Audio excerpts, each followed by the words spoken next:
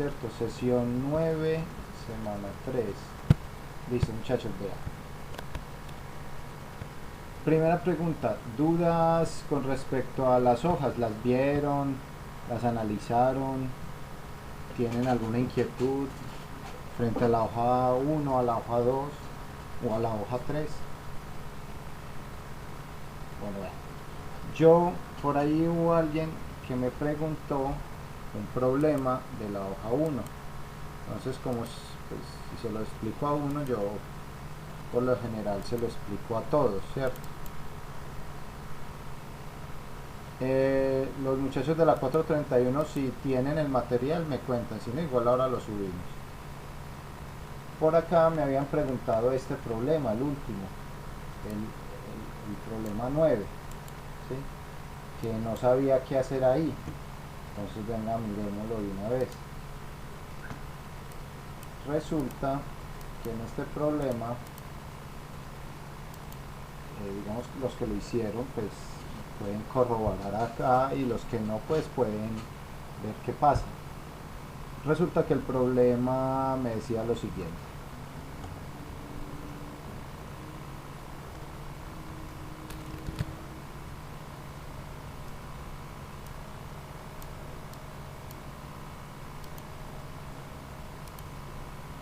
El problema me dice, vea, que dividiendo una fracción entre 2/5 se obtiene 45/28. Entonces, ¿cuál es esa fracción?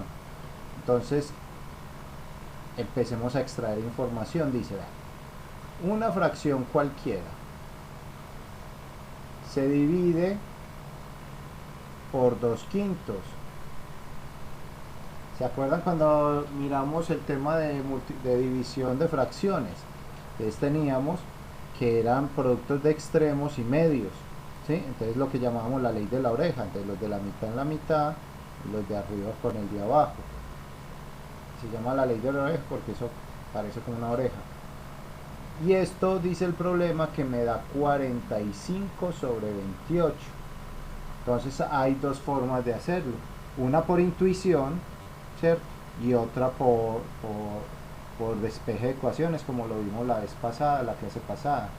Entonces yo miro que si yo hago x por 5, esto me tiene que dar 45. Entonces por intuición uno ya sabe más o menos cuál es el número. Yo lo quiero sacar por despeje.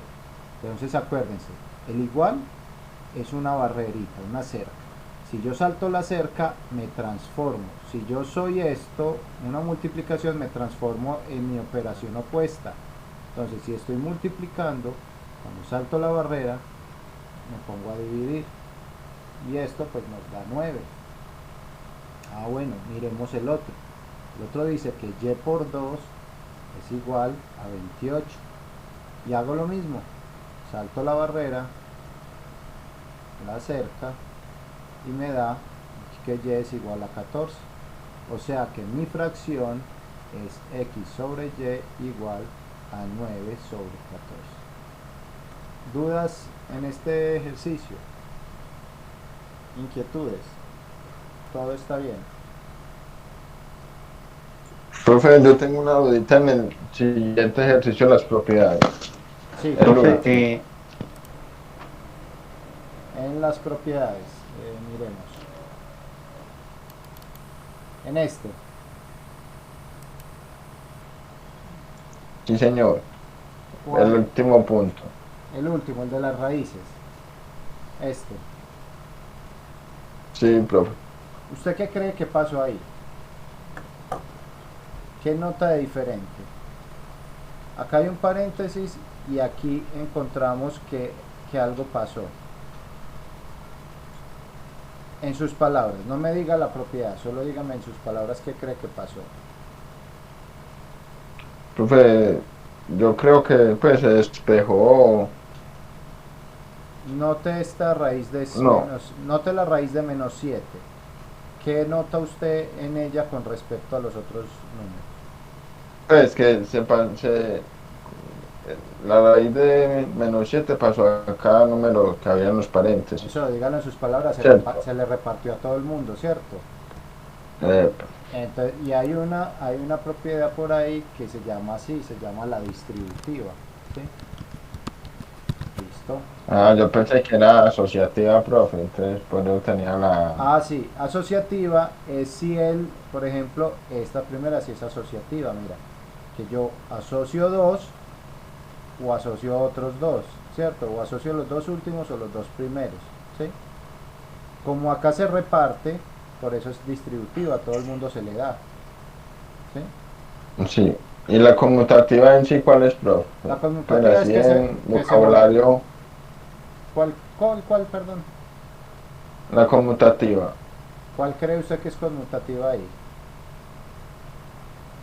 Mm, Juan, la cuarta. La cuarta, un, dos, tres, cuarta. Sí, esa es conmutativa. No. Sí, esa es conmutativa. Conmutativa es que yo lo volteo y sigue siendo lo mismo. Ahí hay otra Ah, también listo. conmutativa, ¿cierto? Pero hay dos De pronto, asociativas, dos conmutativas, una distributiva y un módulo. listo, profe. Listo.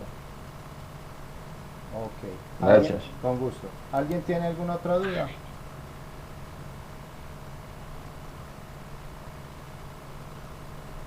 Muy bien, listo. Entonces, Profe, José. yo en la parte de la oreja, que estuve pues como echándole cabeza de dónde salió ese 45, profe, se supone que en la X es el 1, ¿cierto? Porque es el invisible, pero 1 por 5 no, pues No, no me la daría... X no es el uno. La X y la Y, lo que pasa es que el ejercicio, digamos que es como, por eso es el último, que es un poquito más, hay que hacer una abstracción diferente. La X es un número que no conozco, un número desconocido, no el uno.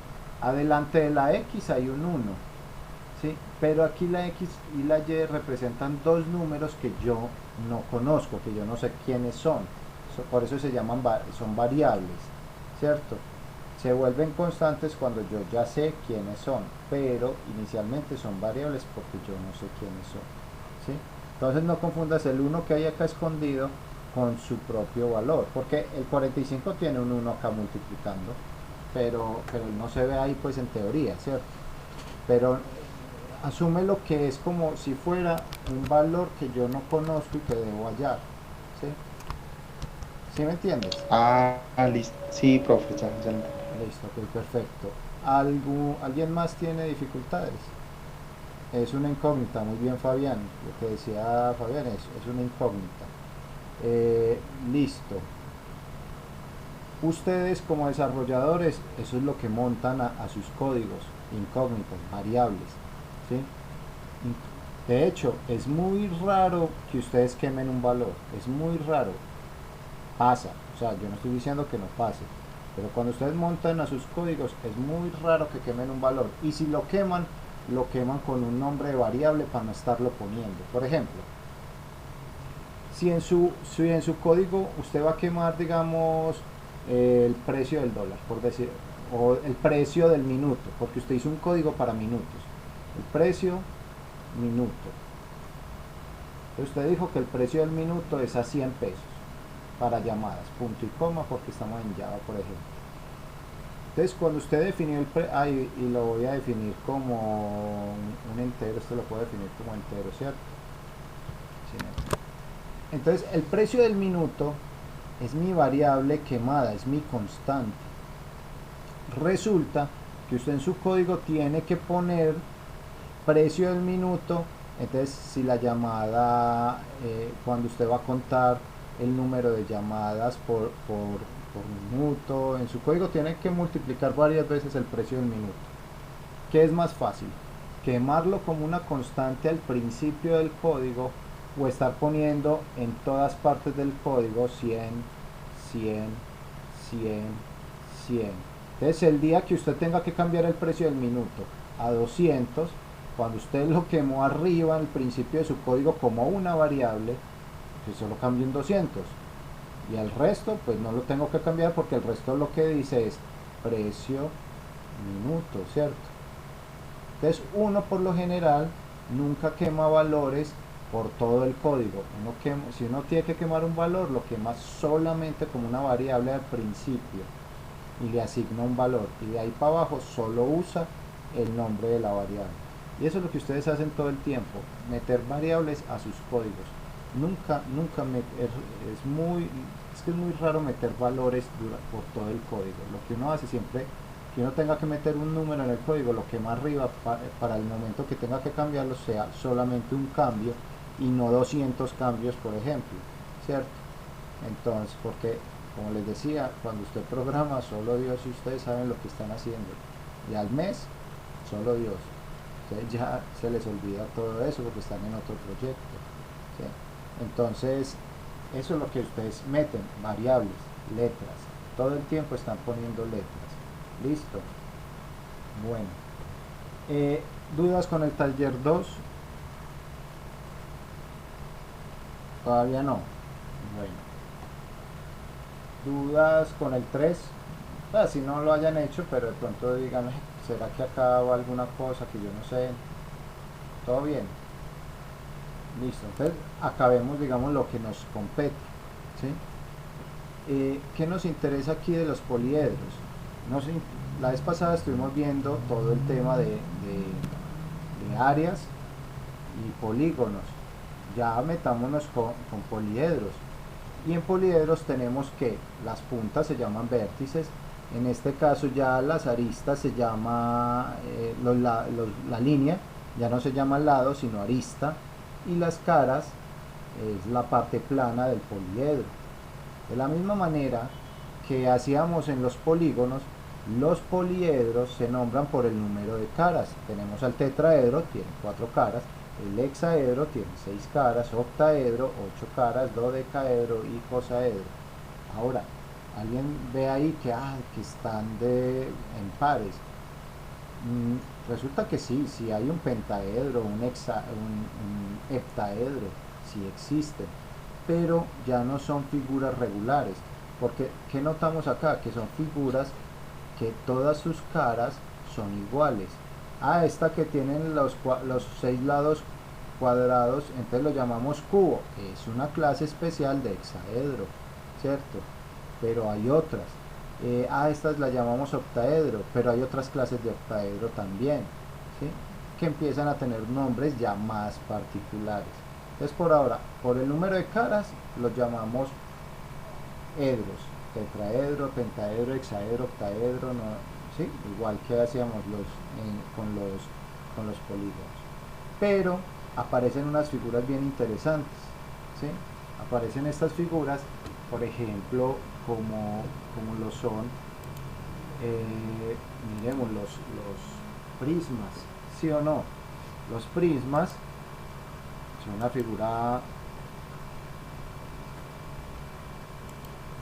pongamos estos prismas. Los prismas son unas figuras interesantes, ¿sí?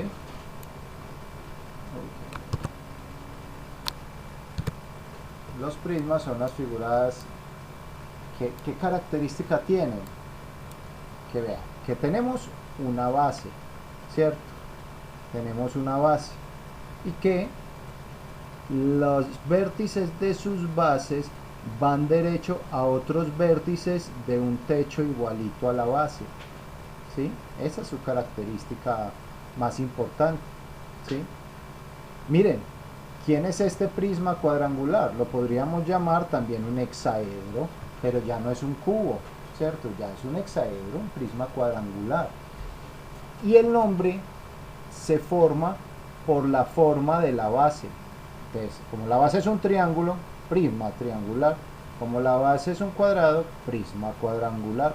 Como la base es un pentágono, prisma pentagonal, y así sucesivamente. Otra característica importante: yo le puedo calcular el área superficial a estos objetos. Generalmente les calculamos el volumen, pero yo puedo calcularle áreas superficiales. ¿Cuál sería el área superficial de este? Pues simplemente calculo dos áreas de triángulo, 2 veces el área de los triángulos porque son 2 tapas, y calculo 3 veces el área del rectángulo que es el lado, y esas dos las sumo y me da el área superficial. Eso se llama, de hecho se nombra con la letra S, ni siquiera con la letra A, para diferenciarlo de polígonos. El área superficial, la superficie de la figura, ¿sí? Pero eso no es lo que más calculamos. Y hay una cosa más interesante todavía, que si yo quiero calcular el volumen, lo único que tengo que hacer es calcular el área de la base y multiplicarlo por la altura. ¿Cuál es la altura? Pues la distancia de acá hasta acá es mi altura. ¿Y yo sé calcular el área de un triángulo? Sí, ustedes ya saben, porque ayer vimos cómo calcular el área de un triángulo, que es base por altura sobre 2. Excelente. ¿Y yo sabría entonces calcular el área de la base de un cuadrado? Sí, que es base por altura. ¿Sí? No confundamos, digamos, uno ya no termina llamando altura a esta, sino a B, ¿cierto? Para no confundirla con la H de altura. Entonces yo haría A por B por H.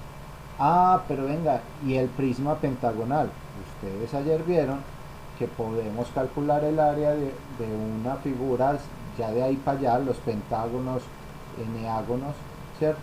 Que yo llego y hay una medida aquí en la mitad, hay una dimensión acá. Bueno, pues es que este es pentagonal, entonces me toca hacerlo así, hagámoslo al ojo. Porque el hexágono es más fácil de hallarle el centro. A este pentágono ya es diferente. Entonces tenemos un centro, ¿cierto? Tenemos un centro, y ese centro, si yo tiro una perpendicular hacia uno de los lados, donde los lados habíamos dicho que eran iguales, medían L, tiro una perpendicular, que esa perpendicular se llama apotema, ¿sí? Y que esto es como si yo estuviera hallando el área de un triangulito, ¿cierto? ¿Por qué? Porque el área de esa figura sería igual al número de lados, ¿sí? Número de lados. Número de lados multiplicado el valor del lado multiplicado la apotema sobre 2, ¿sí? Bueno, entonces sí sabemos hallar el área de todo lo que sea hexágono, pentágono, heptágono, y de todos los que terminan en gono, ¿cierto? Entonces ya sabemos hallar eso, ¿sí o no? Entonces, ¿qué tendría que hacer yo si quisiera hallar el volumen de un prisma? Calculo el área de la base y la multiplico por la altura. Se me acabó el problema. ¿Se les parece algún problema que tengan en el taller o no?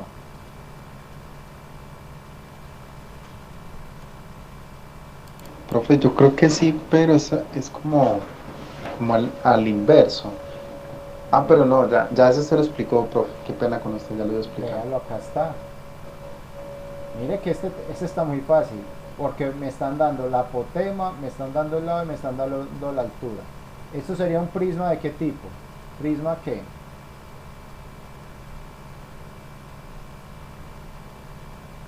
Octal, profe, no sería Hexagonal. de 8. 6 lados. 1, 2, 3, 4, 5, 6 lados. Hexagonal. Es hexagonal. Si yo lo quisiera llamar edro, tendría 6 lados aquí en esta parte y 2 tapas 8, entonces sería un octaedro. Mire qué interesante. Él puede ser o un octaedro o puede ser un prisma hexagonal, ¿cierto? Pero le dicen más fácil prisma hexagonal porque octaedros hay muchos, entonces es mejor decirle por su nombre es más representativo. Entonces mire, ahí ya tienen cómo hacer su punto de esto, ¿sí o no? Ahí ya tenemos una parte de cómo hacerlo, ¿cierto? Listo. ¿Qué más? Este ya lo vimos. Bueno, entonces mire, ya vimos los prismas. ¿Qué más podemos hablar de esto? Ya ahí no hay nada más que hablar. Ya sabemos calcular el volumen, porque ya sé calcular las áreas, ¿sí? Ah, pero aparecen otros, aparecen, bueno, y alguien me dirá, profe, ¿y el cilindro qué? ¿Qué hacemos con los cilindros? Pues yo le digo lo mismo, haga exactamente lo mismo. Acá vamos un cilindro por acá. Está muy feo.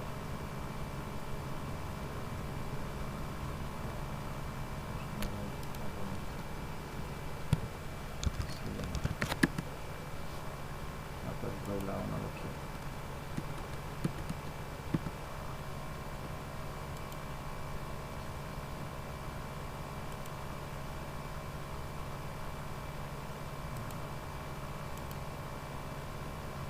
Entonces yo tengo un cilindro. ¿Qué hacemos con el cilindro? Lo mismo, ¿sí? Yo tengo el área de la tapa, que cuánto sería el área de un círculo. Ya dijimos que el área de un círculo es pi r a la 2 y lo multiplico por la altura. Ese es el volumen del cilindro, ¿sí? Ese es el volumen de un cilindro, ¿sí? Ese es el volumen de un cilindro, muy fácil, ya. Bueno, y aparecen otros amigos, aunque, ojo, el cilindro no es poliedro. El cilindro es una figura geométrica, pero no es poliedro, porque ya sabemos que para ser poliedro tiene que tener lados planos, ¿cierto? No puede tener curvas, ¿sí? Listo. Aparecen unos amigos que ya no son los prismas, sino las pirámides, ¿sí? Y entonces uno podría decir bueno, y ese tetraedro parecía una pirámide, entonces resulta que ese tetraedro, no sé, pues es una pirámide de base triangular, pero no es como las pirámides de Egipto. Las pirámides de Egipto son como esta de base cuadrangular. Las de Egipto son pirámides cuadrangulares. Y vuelve y juega lo mismo que hacíamos con los prismas: pirámide triangular, pirámide cuadrangular, pirámide pentagonal, hexagonal, etcétera. ¿Qué hacemos acá? ¿Puedo calcularle el área superficial? Sí. Usted le calcula las caras, el área de cada cara y la suma. ¿Qué tiene particular esto? Que todos los vértices de la base caen sobre un mismo vértice arriba. Esa es la definición de pirámide, ¿sí? Y entonces aquí, ¿cuál es la altura, profe? Ojo, no vayan a decir que la altura es una lineecita de estas, no. La altura es del vértice de arriba, me voy y hago una perpendicular hasta la base, pero ojo, esa perpendicular cae más o menos en la mitad de la base, cae en la mitad de la base, no toca ninguno de los lados, queda en toda la mitad de la base, ¿sí? Tienen que tener cuidado con eso. Esa sería la altura. Y bueno, y ahora, ¿cómo calculamos el volumen? Resulta que hay un teorema que explica que es que toda pirámide es la tercera parte de un prisma. Es decir, si yo cojo 3 pirámides, puedo llenar el espacio de un prisma. Entonces el volumen de una pirámide siempre va a ser 1/3, ¿sí?, del volumen del prisma, ¿cierto? Entonces en este caso, 1/3 de ¿qué? Del área de la base por la altura. ¿Sé calcular la base? Sí, yo ya sé calcular el área del triángulo, del cuadrado, del pentágono, del hexágono, del heptágono. No. Y no tengo sino que multiplicarlo por la altura y dividirlo por 3, ¿cierto? Recuerden que esto expresado así como 1/3 es lo mismo que decir esto: área de la base por altura sobre 3, ¿cierto? Eso es lo mismo. Entonces es mucho más fácil todavía, ¿sí? Bueno, ya, o sea, mire, con la misma fórmula saqué dos juegos, los prismas y las pirámides.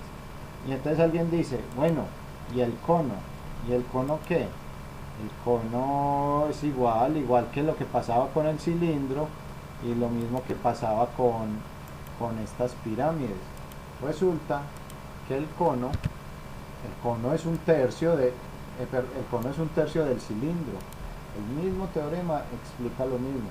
Resulta que el cono es un tercio del cilindro, entonces el volumen del cono es un tercio del área de la base por la altura. La misma fórmula para todos, ¿sí? Y la altura es esta, mire, la que llega aquí al centro, ¿sí? Este sería el radio. ¿Cómo calculó el área de la base? Pi r a la 2. Ya. Dificultades con volúmenes, absolutamente ninguna, ¿cierto? Los volúmenes no son complicados. Profe, yo cómo hago esa operación en la calculadora. Lo que pasa es que la estaba realizando, pero no me permite poner la R a la 2, profe. No sé si la calculadora mía es ¿Qué marca calculadora gato. tienes? ¿Como esta? Pues, bueno, yo, Más o menos. ¿cómo le hago? Sí. A ver, es que yo la tengo descargada en el celular. Ah, No bueno. tengo pues la física. Pero es muy parecida a la científica. Vea, es que incluso la calculadora normal de celular, lo que pasa es que tienen que poner, yo miro la calculadora de celular, tienen que ponerla de lado. Si la ponen de lado se vuelve científica, ¿cierto? Es lo primero. Y lo segundo es que si ustedes ponen la calculadora del celular de lado, se vuelve científica, pero es un poquito aburridora. Lo que tienen que hacer es trabajar con los signos de agrupación, ¿sí? Y ese cuadrado, mire que él sí lo tiene. Si yo voy a hacer 5 a la 2, yo hago 5 y por acá aparece un x a la 2. Entonces escribo el 5 y le escribo x a la 2. Y si observan, queda más o menos en la calculadora, les queda así. 5, en la calculadora se les vería así, 5 y este gorrito entre paréntesis un 2. Este gorrito significa potencia, ¿sí? En muchas calculadoras ese gorrito es potencia. Listo. Pero la tienes que poner, tienes que buscar o el gorrito o uno que diga x a la 2. Y el que diga x a la y es porque yo voy a elevarlo a un valor que yo quiera. Entonces, por ejemplo, si este y es como si fuera, si yo quiero 5, 1.2, lo que sea, yo diría, por ejemplo, 5, aparecería así, 5 gorrito, y acá yo escribo el número que yo quiera, elevarlo a qué número, lo estoy elevando a la 1,7, ¿sí? Esto sería lo mismo que decir 5 a la 1,7, por ejemplo. ¿Sí? Entonces la calculadora lo puedes buscar de esa manera. Sí, Bueno. sí la logras coger. Sí, profe. Listo. Claro que sí, profe. Daniela iba a decir algo. Sí, profe, una pregunta. ¿Qué era A base? Se me olvidó. El área de la base, el área de esta tapita. Ah, ¿Sí? gracias. Mira que siempre es el área de la tapita de abajo, ¿sí? De la base. Entonces yo calculo por aparte el área de la base y lo multiplico por la altura, ya tengo el volumen. Y tiene sentido. Si le hacemos el análisis dimensional, recuerden que las áreas tienen dos dimensiones. La altura tiene una dimensión. Y que si yo las multiplico, me quedan a la 3, ¿cierto? 3 dimensiones. ¿Sí?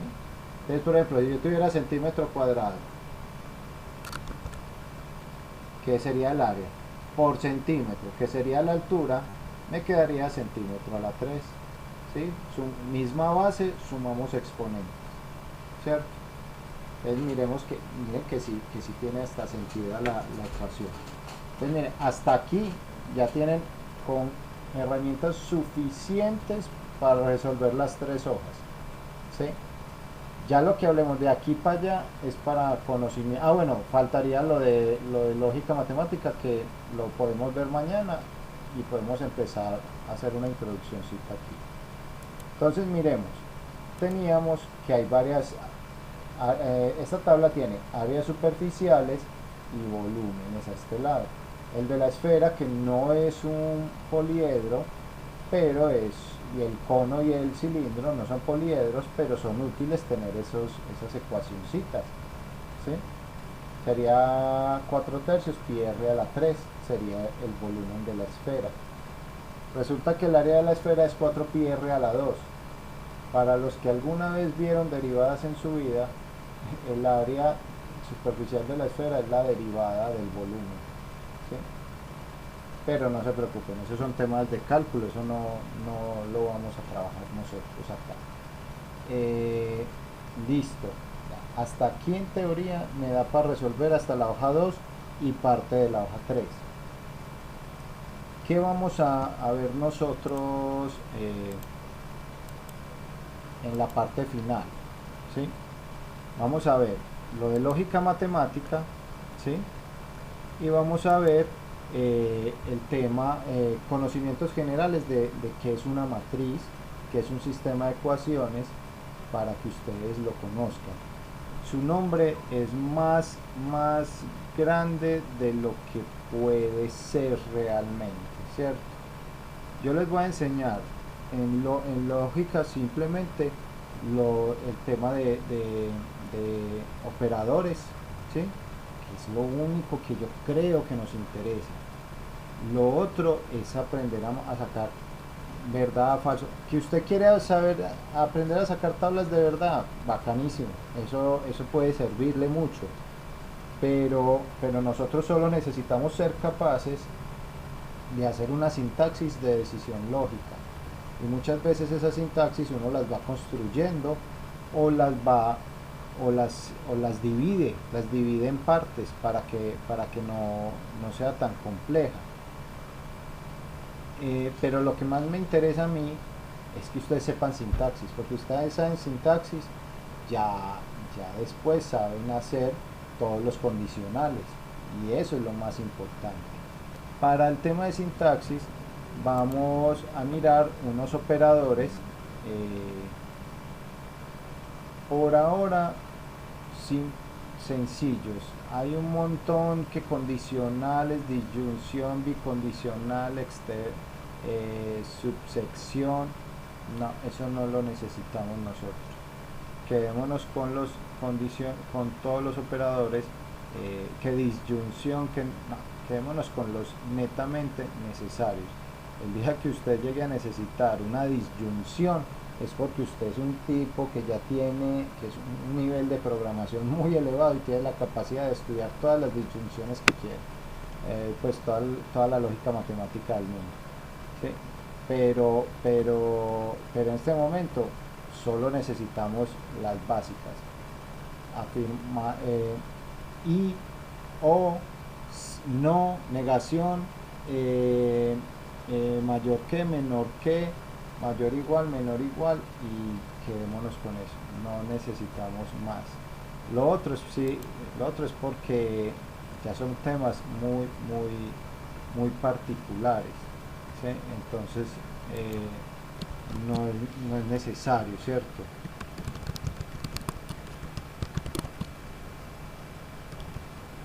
Vamos a quedarnos con los operadores lógicos en programación, y esos operadores lógicos, ojo, depende mucho también del lenguaje. Entonces es muy importante saber quién es y ya, porque la forma depende del lenguaje. El no en un lenguaje es uno y en otro es otro, muy diferente. El o en un lenguaje es uno y en otro es unas letras muy diferentes. Entonces lo que necesitamos es saber cuál es, ¿cierto? ¿Sí? Lo otro no es como muy representativo. Miremos por ejemplo estos, para que empecemos el tema de mañana en estos 5 minutos y dejamos el abrebocas. ¿Qué son los operadores? Básicamente tenemos que hay unos operadores que dicen el operador de igualdad, ¿sí? Entonces usted tiene una variable P y usted pone el operador de igualdad y tiene una variable Q. Entonces usted dice P es igual a Q, ¿cierto? Muchachos, solo hay dos opciones, ¿sí? Eso es puros ceros y unos, recuerden. Entonces miremos, ¿qué pasa si P es 5 y Q es igual a 24. P es igual a Q. ¿Verdadero o falso? ¿Qué dicen? Falso. Falso. Listo, salió. Falso. P no es igual a Q. Miremos. Ahora resulta que Q es igual a 5. ¿Sí? ¿Eso es verdadero o falso? Pero eso es verdadero. Eso es verdadero. Verdad. Pero ¿y qué por qué, profe? Debe de haber algo ahí para poder uno... Son iguales, ya, son iguales. En este momento estamos comparando dos valores. ¿Sí? Ahorita y mañana vamos a meternos en dónde se usa eso, ¿cierto? En qué parte del algoritmo puede usarse. En este momento usted tiene dos cosas. ¿Son iguales? Sí o no son iguales. Solo tienes dos opciones. Más o menos no es una opción. O es 100% igual o es 100% o 100% no es igual. ¿Sí? Pero eso depende, profe, a lo que uno lo quiere implementar como tal. Exacto. Lo que ustedes tienen que aprender es qué operador voy a usar. ¿Para qué lo voy a usar? ¿Cierto? Por ejemplo, yo no sé si fue en este grupo o en el otro, que nos presentaron un código que tiramos a romper el código con los números. Yo le decía a él, vea, resulta que si yo al número le doy el valor de 0, usted por allá abajo tiene que poner un condicional de que si n es igual a 0, usted no haga nada, pero que si no es igual a 0, haga algo, ¿sí? Para eso es, para que la máquina tome una decisión, un camino o otro. Entonces, acá tiene solamente opciones verdadera o falsa. Eso es lo único que usted tiene, ¿sí? Profe, Dime. qué pena lo interrumpo. Sí. Compañeros, ¿me pueden corregir si estoy mal? Eso no lo estuvimos pues como medio analizando con el profesor de específico. Eso Esos algoritmos. Ya están Sí, eso el empezando, profesor lo está enseñando a comprender COM-SAIN. ya lo están empezando a ver con qué lenguaje. Puede con PC, con... Pues sobre que se código, cumpla- porque como tal no hemos visto ningún lenguaje. Ah, no, perfecto. Entonces, miren, ustedes saber hacer los algoritmos, los ejercicios como lo hemos estado haciendo acá, cuando estén haciendo pseudocódigo, eso va a ser botado para ustedes, ¿sí? Se va a volver una práctica. ¿Qué significa que sea verdadero o falso? Que yo ya depende de lo que yo le diga, que él haga algo, ¿sí? Si es verdad, haga algo, y si es falso, haga otra cosa. Dime. Que pues el ejercicio mío estoy haciendo pues como puros códigos en PSeInt, que fue pues como lo que nos estuvo explicando el profe, y acá nomás estaba leyendo cómo hacer pues como el pseudocódigo para que me saque ese mensaje de que todo número divisible por 0 era infinito y por 1, bueno, pero sí, ya esta semana lo muestro. Hágale, y lo puede usar hasta como pitch si quiere. Entonces, mire, vea, nosotros tenemos, solamente estoy hablando de sintaxis, todavía ni siquiera voy a hablar de qué va a pasar ahí, de qué va a ser, ni que verdadero por verdadero, verdadero, que falso por falso, no hay que falso por verdadero, falso, no vamos a hablar de eso todavía. Solamente vamos a explicar que es igual. En JavaScript, es en JavaScript, sí, es en JS. En JS, por ejemplo, recuerden, cuando ustedes estén codificando, un solo igual significa asignación. Un solo igual significa entregarle algo a una variable. Yo digo que a la variable b le asigno 5 por 2. Le estoy diciendo que en esta variable guárdeme 5 por 2, 10, o sea 10. ¿Sí? Dos iguales significa igualdad, la igualdad que nosotros manejamos, ¿cierto? Significa si esto es igual a esto, ¿cierto? Una comparación.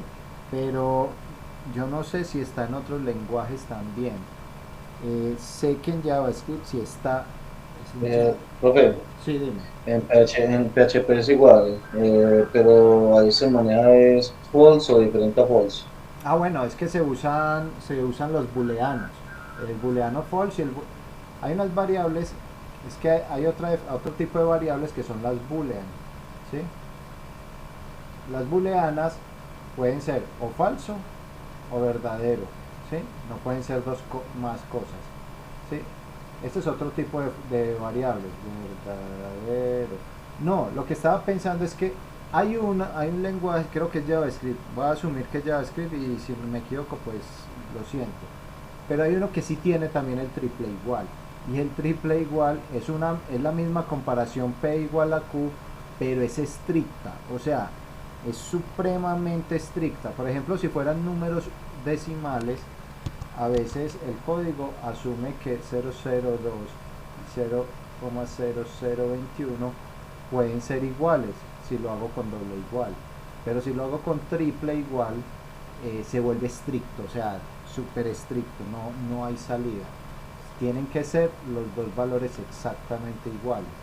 Si tiene un poquitico de diferencia, ya no, pero yo creo que es en JavaScript, no recuerdo bien. Profe, sí, está en lo correcto en JavaScript y en PHP también, sino que, por ejemplo, el true, cuando vas a una, digamos, una validación, ya cambia en PHP, es que va a ser diferente a false, es que es verdadero. Si me va a entender, eso es lo único que cambia, pero en PHP también es así con el triple igual, cuando va a mandar a comprar una cadena de string. Ah, sí, eso, por ejemplo, las cadenas, que yo necesito comprar una cadena, tiene que ser toda igual, no los tramos ni siquiera, o sea, toda. Entonces, sigamos mirando acá, por ejemplo, sintaxis.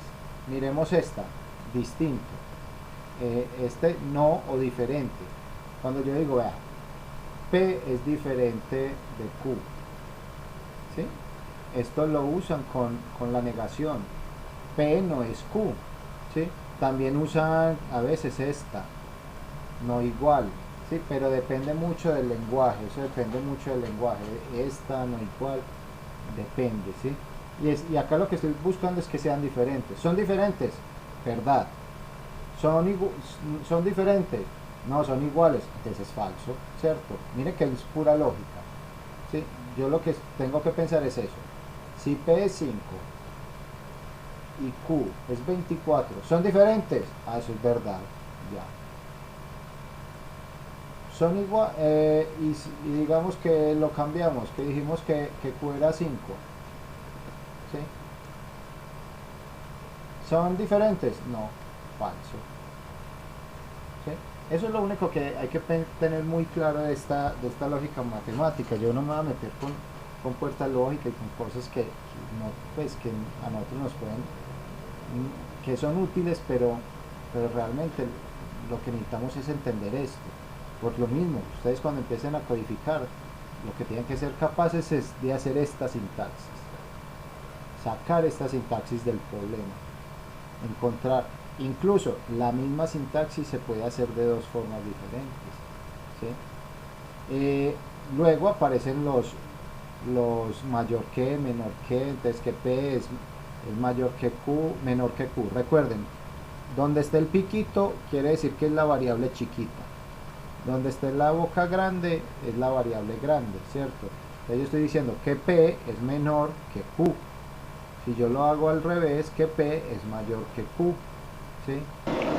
Eso también se utiliza en matemática, profe, ¿cierto que sí? Sí, esa expresión. Este se usa mucho en matemática. Hay un tema de matemáticas, hay unos temas que llaman igualdades y hay otro tema que se llama desigualdades, ¿sí?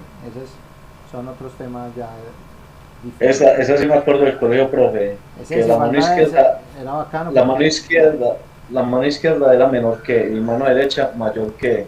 Sí. Con los dos dedos de amor y paz. Lo que pasa es que si a uno se lo voltean, entonces no queda como que, ¿qué pasó acá? Entonces yo me aprendí es más bien que donde está la punta, ya sé que eso es chiquito, y donde está la boca grande, ya eso es grande.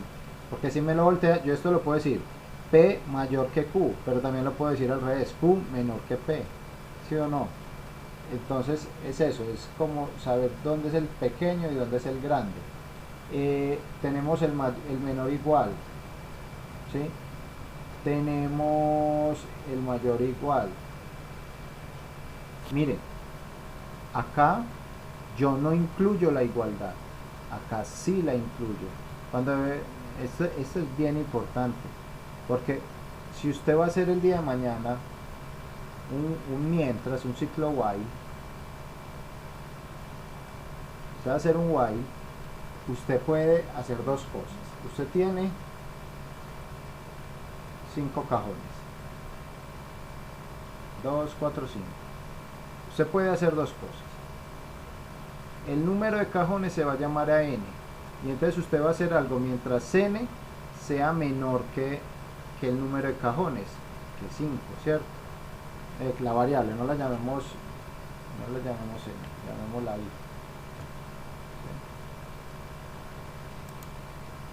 Usted va a hacer algo mientras la variable i sea menor que el número de cajones, ¿cierto? Entonces llamemos al número de cajones n, ¿cierto? Tenemos que es n, el número de cajones, en este caso es 5. Entonces usted dice, haga algo mientras i sea menor a n, ¿sí? Entonces el que empieza, vea, recorre un cajón, voy en 1, recorre el segundo cajón, voy en 2, ¿sí? Recorre el otro cajón, y ya va en 3, recorre el otro y va en 4. Entonces hasta aquí hace la operación, pero cuando i vale 5, cuando i ya vale 5, ¿sí? Ya no va a hacer nada, no va a hacer nada, porque él dijo hágalo mientras sea menor que 5, pero ya cuando es 5 él ya no hace nada, ¿sí? Pero si yo le pongo el igual, ahí sí lo hace, ahí sí lo va a hacer, porque yo le estoy diciendo hágalo mientras sea menor o igual a 5, ahí sí lo hace. Entonces genera una gran diferencia en las operaciones, ¿cierto? Entonces es importante tenerlos bien claros y diferenciados. Profe, eso no sería, es igual, sería como darle otra salida de respuesta, sea negativa, positiva, pero es como darle otra respuesta. Darle una opción más, que me cubra todos los cajones, que me los cubra todos, que me cubra todas las opciones. Profe, Sí. lo que pasa es que tengo que hacer algo antes de entrar a la otra clase, Qué entonces pena, no. me voy a desconectar. No, y no me había pillado la hora, me emocioné.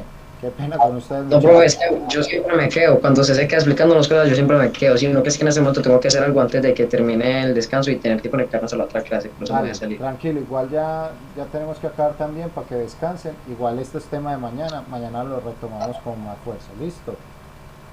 Muchas gracias. Muchas gracias a todos. Profe, ¿usted no va a dar algoritmos o qué? ¿No va a reforzar algoritmos? No, yo no tengo todavía, yo sé que va a